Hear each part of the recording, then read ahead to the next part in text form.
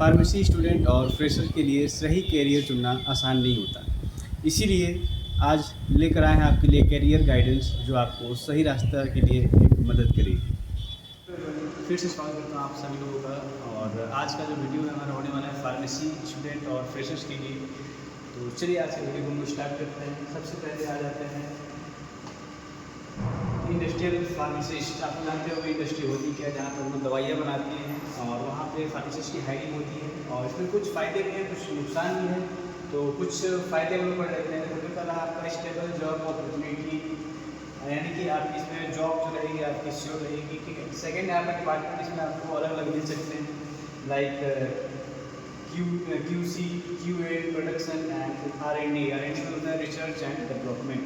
और साथ में आपका दूसरा फ़ायदा और भी है professional and technical work environment, यानी कि जो भी हम लोग काम करेंगे प्रोफेशनली रहेगी, यानी कि आप वहाँ पे लोकल लैंग्वेज में बात नहीं कर सकते हो। और जो आपका ड्रेसअप रहेगा वो आपका प्योर फॉर्मल रहेगा, ये नहीं वहाँ पर आप जीन्स पहन के आप ड्यूटी कर सकते हो, ठीक है।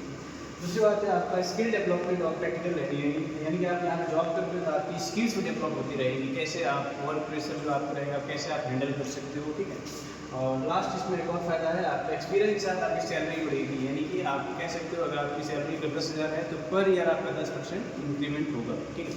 अब आते हैं कुछ इसमें नुकसान भी है, जैसे शिफ्ट ड्यूटी।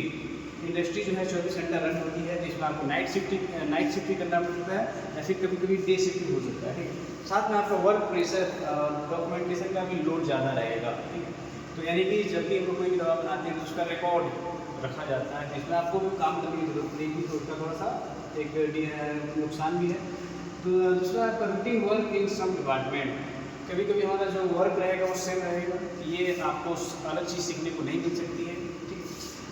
नेक्स्ट आपका इंडस्ट्रियल एरिया रिलोकेशन की ज़रूरत। कभी कभी हमारा क्या होता है कि इंडस्ट्री कभी कभी शिफ्ट हो जाती है, मतलब एक जगह से दूसरी जगह पर आपको जॉब करने की ज़रूरत पड़ सकती है, तो आपको थोड़ा शिफ्ट होने में थोड़ा सा दिक्कत हो सकती है शुरू में, ठीक है। और लास्ट ये रहेगा high responsibility for medicine quality, यानी जब भी आप दवा बनाओगे तो आपको ध्यान देना है सारी चीज़ों के ऊपर। थोड़ा सा कुछ अगर दवा में डिफेक्ट होती है तो क्या होगा, मरीज के साथ क्या होगा, दिक्कत हो सकती है, ठीक है।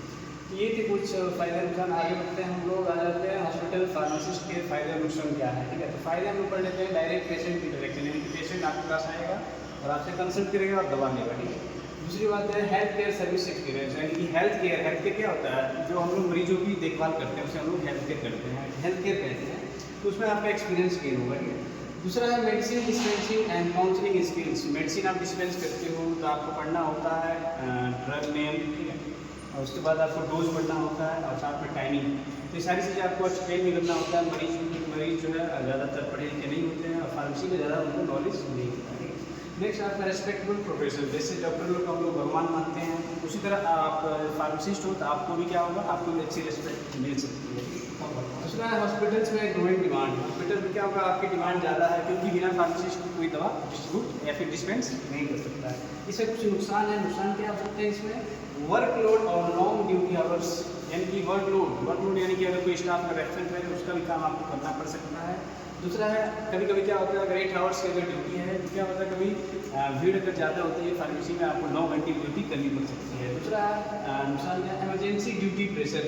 कभी कभी क्या होता है, कोई अगर मान लो कहीं पे स्टाफ अगर एब्सेंट है तो आपको इमरजेंसी में ड्यूटी करनी पड़ सकती है। स्ट्रेसफुल इन्वायरमेंट, यानी कि आपके ऊपर स्ट्रेस काफ़ी ज़्यादा रहेगा, ठीक है। दूसरा है patient safety and high responsibility, यानी कि आप जब भी दवा डिस्पेंस करोगे आप एक भी गलती वहाँ पे नहीं करोगे, वरना क्या होगा, पेशेंट का जो हेल्थ होगा वह इफेक्ट हो सकता है। लास्ट क्या है, limited growth in some setup, यानी कि इसमें क्या होगा, सैलरी जो है थोड़ा सा इंक्रीमेंट के चांस कम रहते हैं। तो ये बेसिक चीज़ें आप ध्यान देना है।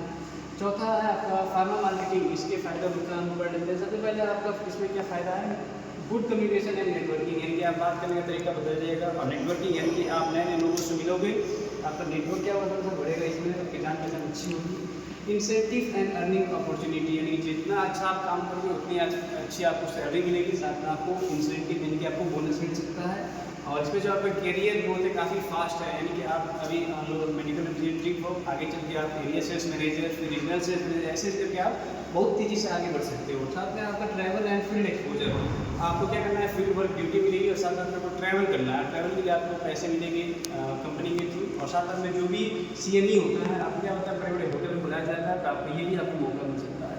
डायनेमिक वर्क इन्वायरमेंट यानी कि, और ये जो फील्ड काफ़ी यूनिक है और काफ़ी क्या है, बाहर टाइम स्पेंड करना है।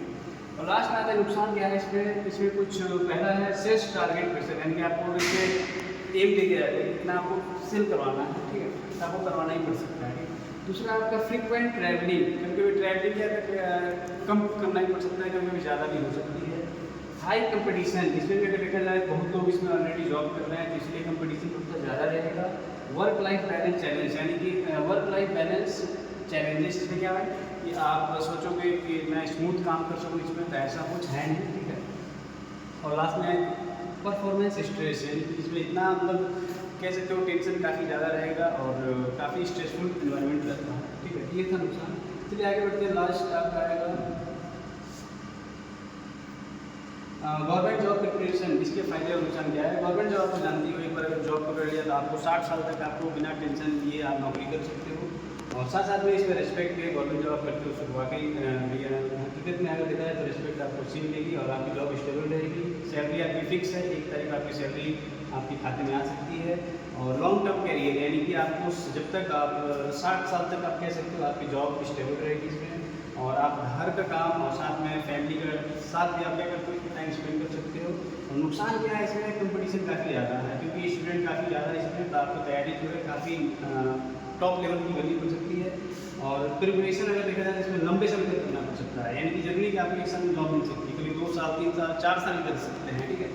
और सिलेक्शन अनसर्टिनिटी, यानी कि आपको कभी कभी क्या होता है एग्ज़ाम कभी कभी लीक हो जाता है या कभी कभी लिमिटेड सीट्स आ सकती हैं, तो इसमें क्या आपको हौसला नहीं हारना है, ठीक है।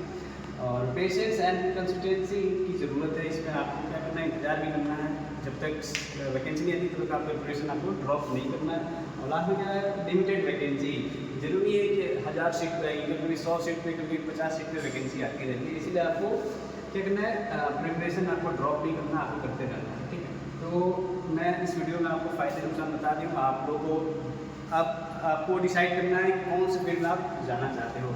और आगे कोई भी क्वेरी अगर है, कोई भी मन में अगर सवाल है तो कमेंट करके आप पूछ सकते हो। धन्यवाद।